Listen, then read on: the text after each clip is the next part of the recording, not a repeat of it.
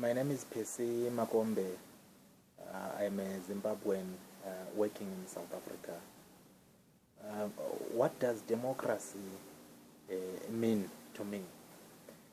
Well, I think democracy for me is when basic human rights of all people, and in particular the marginalized communities, are protected, where both states and the private sector are accountable, and where all are able to actively participate in the social, political, and economic spheres of public life and enjoy equitable access to resources, free from discrimination, exclusion, and inequality. So, building on from that, it seems clear to me that communities and individuals cannot have the means, knowledge, independence, time, and motivation to enjoy democracy if they are hungry, malnourished, if they lack education, assets, and sustainable livelihoods. In that state, poor people remain manipulable, are abused, and lack the means to protect and defend their own rights. So the question then becomes, how do we strengthen democracy? I believe that all change begins at the level of the individual. So people are key to the strengthening of democracy. Democracy is strengthened when individuals know that they are rights holders and are well informed about the societies in which they live.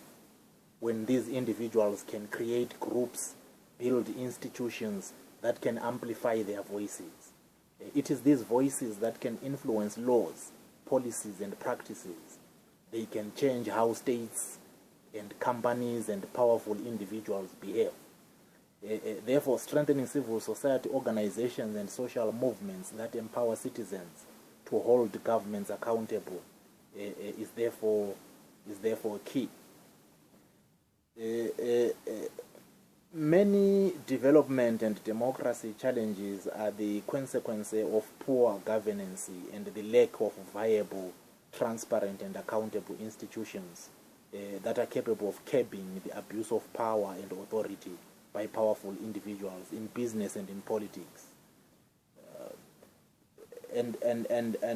If we then look at how the internet and the new technology changes the involvement of civil society and so on, I think a critical block for good governance is access to information.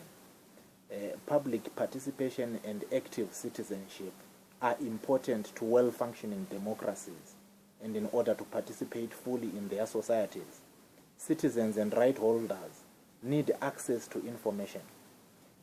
Access to information creates political space for people and enables them to engage in governance and democratic processes beyond the formal processes of democracy that involve casting a vote. So if you look at new media and ICTs, I think they present a great opportunity for broadening platforms of debate and enhancing access to information, particularly in countries that have restricted media environments.